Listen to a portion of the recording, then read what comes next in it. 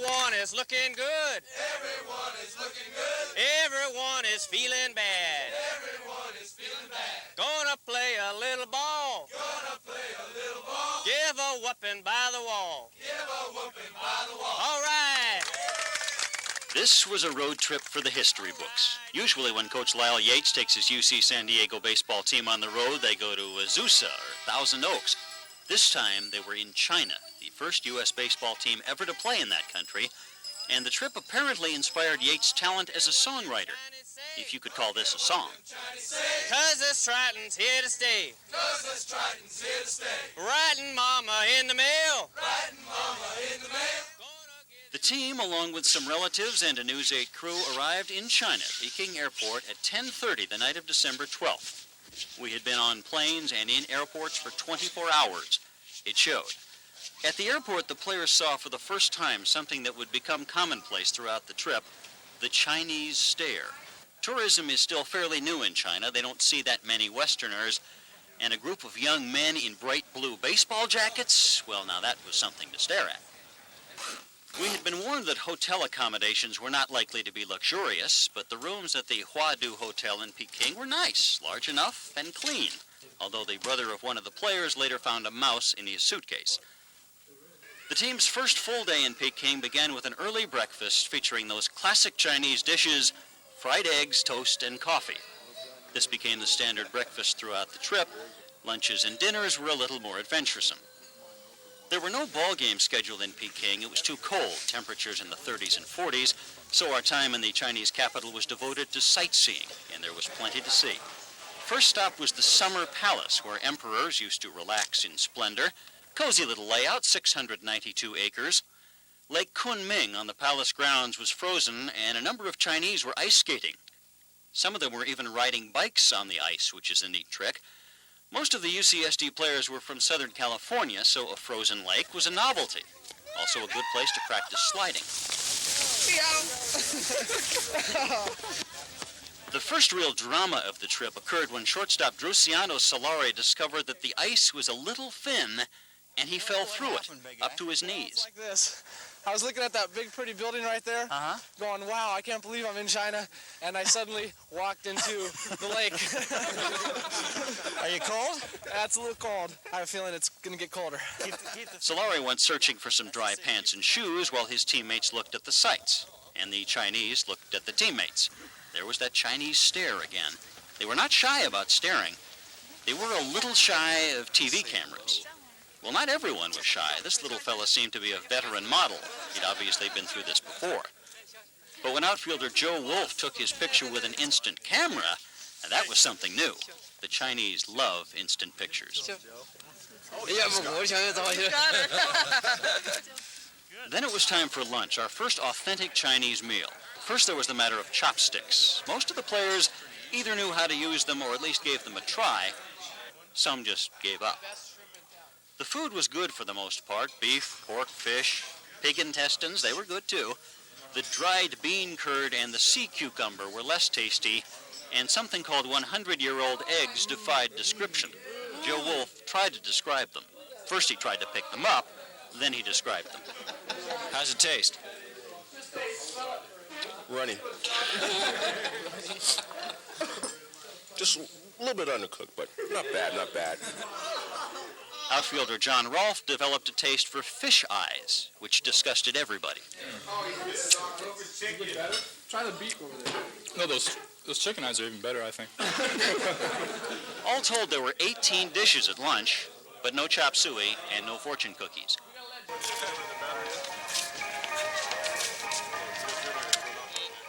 The Forbidden City was next, the spot from which 24 emperors ruled China. The Chinese people were staring again. Must have been the Blue Jackets. The Forbidden City was impressive, a series of temples, each one grander than the last one. We saw imperial splendor, we saw treasures of the past, we saw Chinese people avoiding our camera. Finally, just outside the Forbidden City, a group of UCSD players fell into conversation with some Chinese students who spoke English and were more than willing to talk. How do we say we're from America and we play baseball in Chinese? 我们从美国来，我们打棒球。 Yeah. The UCSD players had been advised not to talk to the Chinese about politics, religion, sex, or Taiwan, but there was still plenty to talk about. Have you seen baseball? No, I can't play, but I know something about baseball. Yeah. Chinese officials encouraged conversations like this between the UCSD players and local students. The Chinese government does not want its people to become too westernized, but this kind of interaction was considered good for the future of U.S.-China relations. So this trip wasn't just a baseball exchange, it was a cultural exchange, too. Bye-bye. See you later.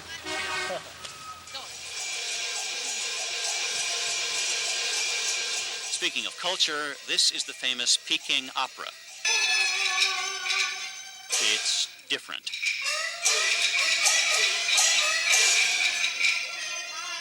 We left after one act. No one in our group was humming the tunes.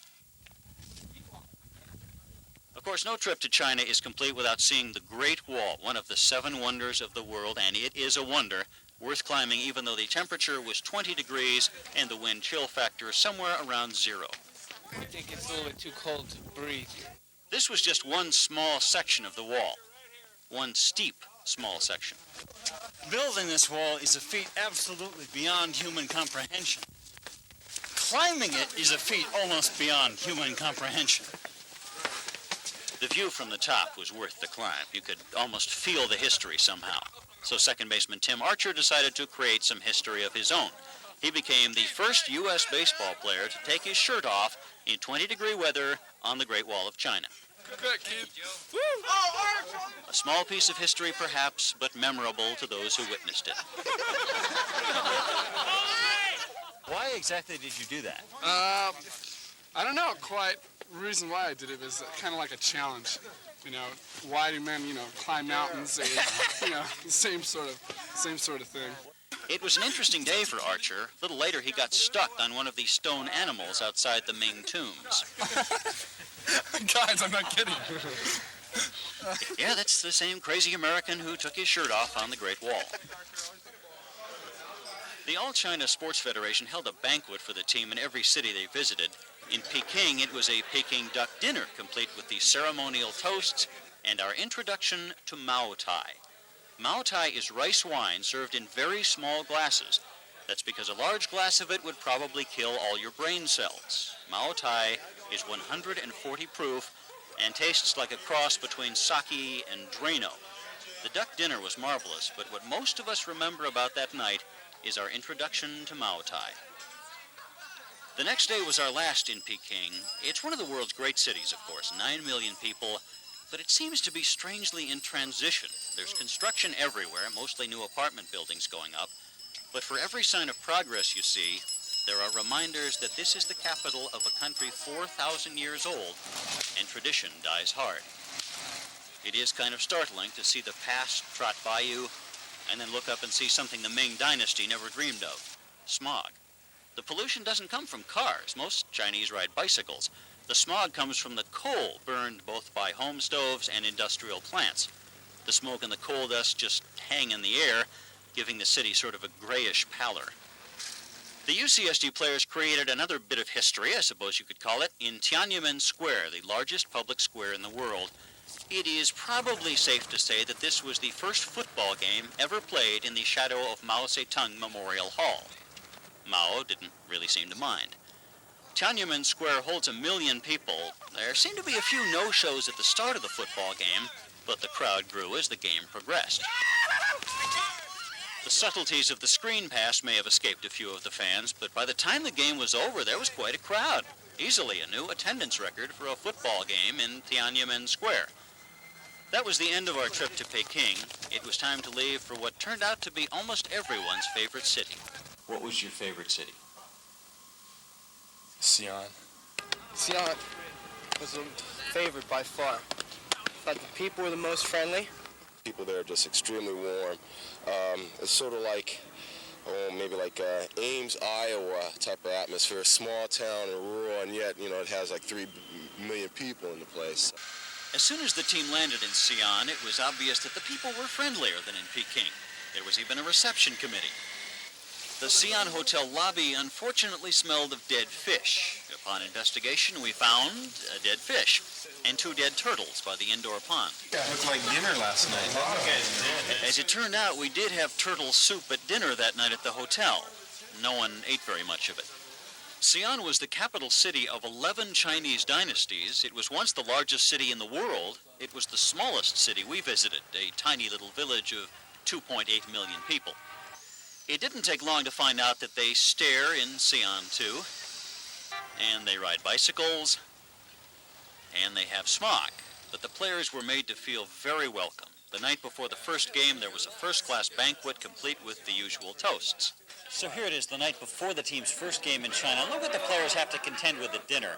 Not only grape wine, also rice wine, and Mao Tai, which, as we found out in Peking, is strong enough to take the varnish off a Louisville Slugger. The players stuck mostly to orange soda, but Mr. Sun, who was going to umpire the next day's game, was throwing down Mao Tai as if it were orange soda. The players naturally wanted to be nice to the umpire, so they kept proposing more toasts, and pretty soon Mr. Sun was, well, toasted. The dinner, like most of the meals, was excellent. The players by now had refined their chopsticks technique, and they were old pros.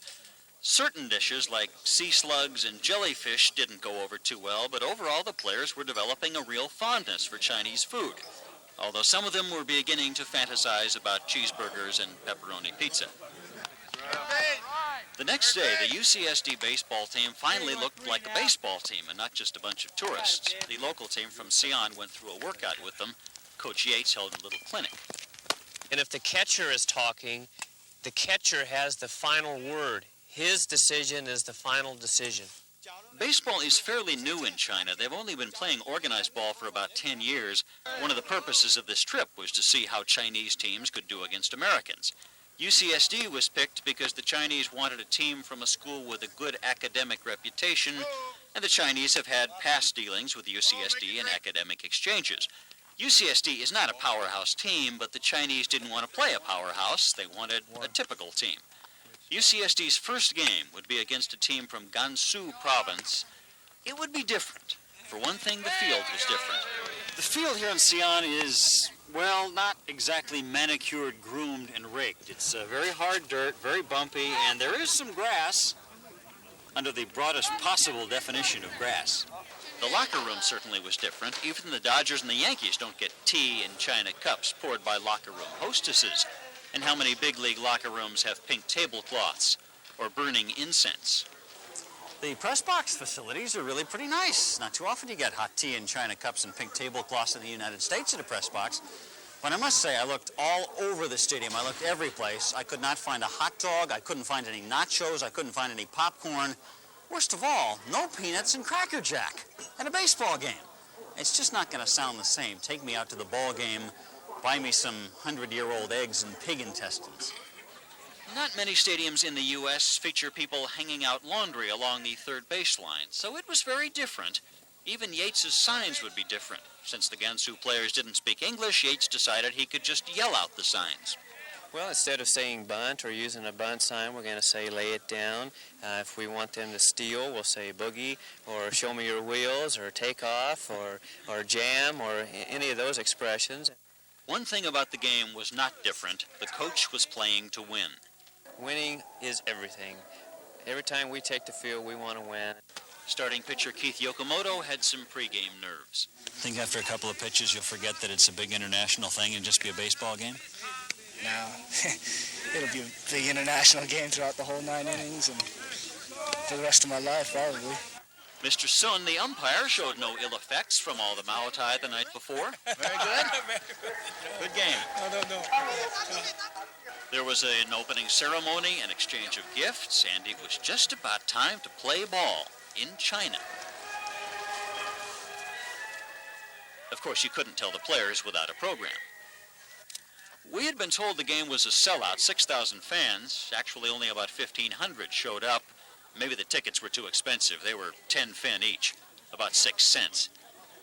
The historic first pitch to UCSD's John Rolfe was obviously a ball, except Mr. Sun called it a strike.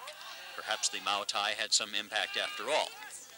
Yokomoto had some trouble adjusting to the very high mound. His first pitch bounced. He got in a little trouble, But a good pickoff throw by catcher Mike Brown helped him get out of the first inning, and he went on to pitch 5 innings of no-hit ball. In the top of the second, third baseman Jay Sershula got the first U.S. hit ever in China. He later scored the first U.S. run ever in China on a groundout. Pretty soon, the Gansu players started making errors, and it was 10-0 UCSD rather quickly. In the stands, UCSD had a rooting section. They were Americans, teachers at a school in Xi'an. One of them, Larry Shurup, was actually a UCSD graduate. Talk about a small world. I found out about this in a letter from home, and then stumbled across someone who knew where the game was being played, and here I am today. Are you enjoying it? Yes, very much, and we're winning. The game became a yawner, even for the Gansu players. UCSD sort of enjoyed it. Hey, it was exciting. I liked it.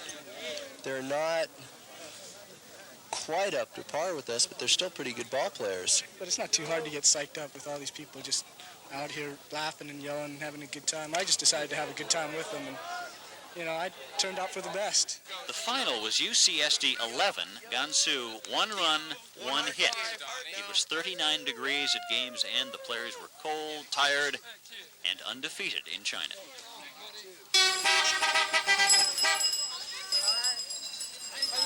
What was your least favorite city? Probably Chengdu. Too much smog. It reminded me of Pittsburgh in the 50s. Chengdu, just because of the pillow in the hotel. It was hard as rock. It was almost unanimous. Chengdu was not a popular city among the players, and not just because of hard pillows.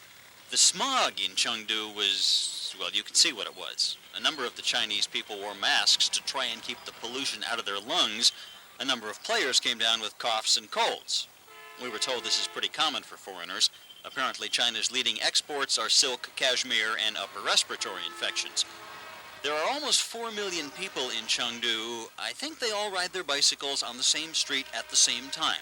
The traffic is horrendous, and so is the noise.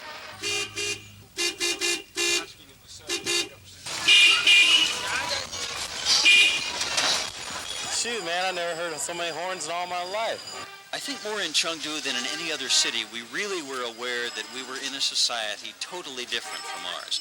An official at the U.S. Embassy in Peking had told us that China is like a different planet in a different time, removed from the rest of the world. Nowhere was that more obvious than in Chengdu. The UCSD players stood out rather conspicuously, especially the taller ones. The staring we had seen in Peking and Xi'an was raised to new levels in Chengdu, but the surest way to disperse a crowd was to turn our News 8 camera on them. The Chinese attitude toward foreigners can be confusing. Officially, it's okay for the Chinese to talk or be seen with foreigners in public places, in a crowd, but they can get in trouble with the government if they get too friendly with foreigners or if they meet with them in private. We felt free throughout China to wander pretty much where we wanted, no obvious restrictions, but some of the Chinese people obviously felt restrictions in dealing with us. In Chengdu, most of the people decided just to look at the foreigners. They especially liked looking at Joe Wolf, who was 6'5". Despite Joe's cap, most of the people in Chengdu refused to believe he was actually a member of the Chinese army.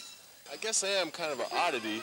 But definitely had too many, what we would call, I guess, black people here. And that and the fact that there's not too many folks underneath. My God, you ain't lying, are we? Not too many people over 6 foot. Joe attracted a crowd wherever he went, and when he pulled out his instant camera, the Chengdu people forgot about being shy or wary of foreigners. They wanted that picture. They ruined it. I wonder how they liked the picture after their fingers had rubbed most of the image off it. Chengdu does have a zoo where the players could do some staring themselves instead of being stared at. Well, they still got stared at a little. The star attractions, of course, were the pandas. They know they're the stars, too, and they put on a good show.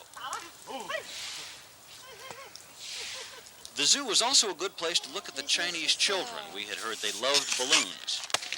Whoa! Cheap balloon. A new balloon. See how the Chinese children love them? One more try. Have you ever seen such delight, such rapture? Have you ever seen anyone so totally unimpressed by a present? The zoo got a bit unnerving when we noticed the animals were staring at us as much as we were staring at them.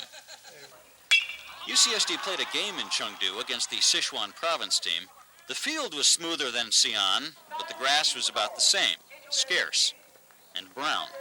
The game was closer than the first one. Sichuan played pretty well. Not perfectly, but much better than Gansu had. UCSD won the game 4-2. The crowd was the largest we saw in China, around 4,000, and they seemed to know and enjoy their baseball. One man appeared to be waiting for Tom Lasorda to show up. Mike Brown, UCSD's regular catcher, pitched this game, went all the way, and struck out 12. Being in China gave me just a little more, and I kept on going, and the team played pretty well behind me, especially this early in the year.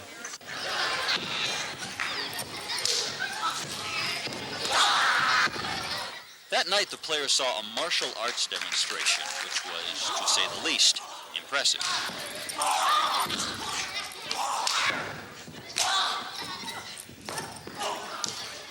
After the martial arts demonstration was over, the UCSD players were expected to perform, all part of the cultural exchange. They had rehearsed singing Santa Lucia on the bus ride over. Santa Lucia is apparently a well-known song in China. I don't know if anybody could recognize the UCSD version.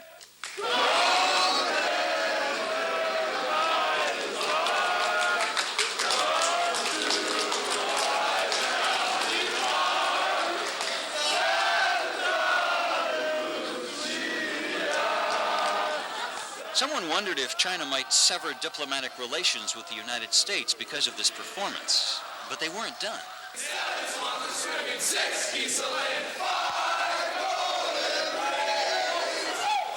Now, you might call this embarrassing, but really it wasn't. The Chinese loved it. I don't know that they actually loved the singing, but they loved the fact that these players would get up on the stage and give some of themselves to the audience. Even though the singing might have been in 6 or 7 different keys, the effort was appreciated. UCSD made some friends that night. Our fourth and final city was Shanghai, the largest city in China, 11 million people. And on the main street, Nanjing Road, the sidewalks were not nearly wide enough to accommodate everybody. As the players mingled with the crowd, it became obvious that if you have claustrophobia, Nanjing Road is not your kind of place. Well, if you pack them in like sardines, that's what happens. I saw them stuffing a bus down the block. Just crossing the street can be an adventure, as News 8 photographer Bruce Patch found out. That isn't really where Bruce wanted to go. The crowd just sort of took him there. Oh, and they stare in Shanghai, too. And they sometimes avoid the TV camera. But Shanghai was one of the friendliest cities we visited, certainly the most cosmopolitan. The people seemed to know more, or at least talk more, about the world in general. One man asked me about E.T. Shanghai Harbor looks, for the most part, like any busy port in the world. But just when we thought we had found a truly modern and westernized city, there came the reminders that we were still in China, where the past is still very much a part of the present.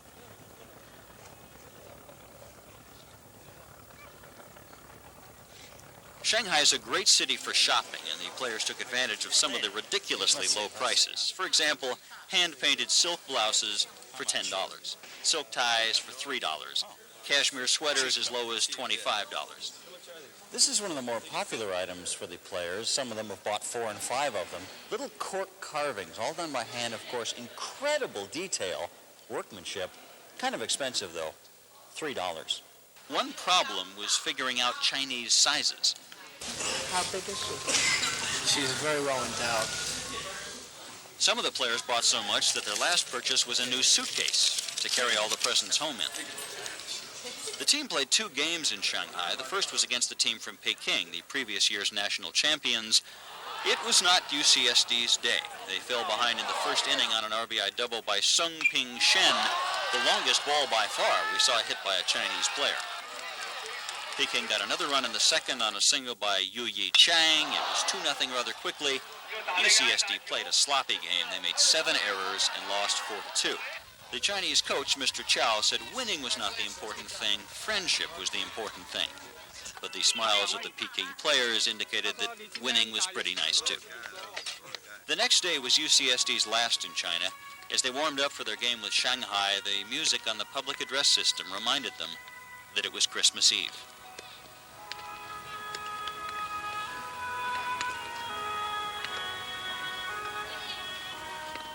UCSD played very well for 8 innings. A fine throw from Scooter Melendrez in right field here nailed a runner at the plate. Mike Brown tagged the runner maybe a little harder than necessary, and Brown was later informed that a tag like that is usually cause for ejection in China. Tags are supposed to be gentlemanly. But Brown's a competitor. Chinese players never argue with the umpire, but sometimes Brown couldn't resist having a little discussion. Can't step in front of the plate. Huh? The batter can do that? You can't go like that. It's the batter balls. Ball on strike front. I'll throw it at his head next time. Incidentally, if you were wondering what a Chinese umpire calls a strike, it's a strike! And a ball is a ball. And a strikeout is a strike! Oh! Good job. Simple enough. UCSD led 2-0 going into the bottom of the 9th, but with 2 outs, they started throwing the ball away. Shanghai came back to tie it up, 2-2. Time for extra innings, but the UCSD players and Coach Yates were stunned to find out that the game was over. No extra innings, they were told. There's a 3-hour time limit in China, and this game was running late, so it would end in a tie. The UCSD players put on brave smiles and exchanged caps with the Shanghai team, but it was not the way they had wanted to end their baseball tour.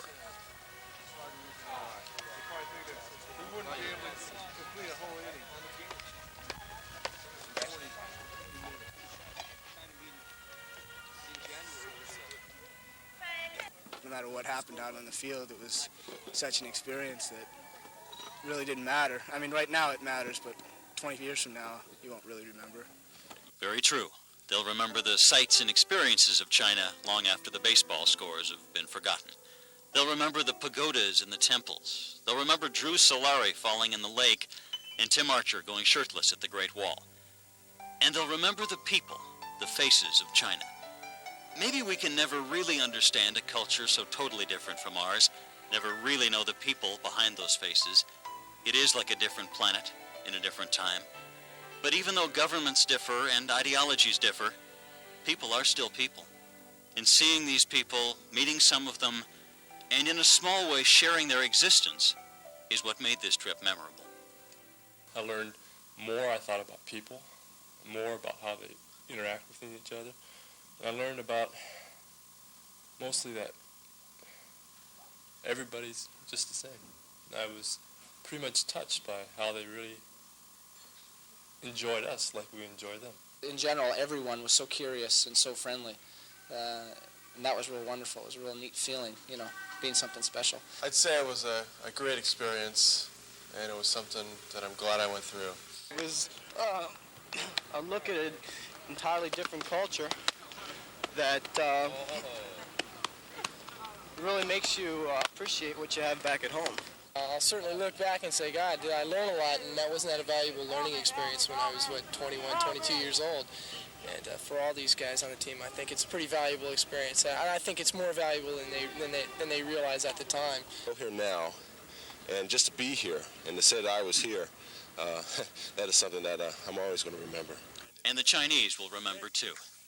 A Shanghai sports official told the UCSD players how much the Chinese had appreciated their efforts on and off the field. He said, other teams in all sports have come here. They win or they lose, and then they go. And they never touch us. You have touched us. For News 8 Prime Time, Hal Clement, China.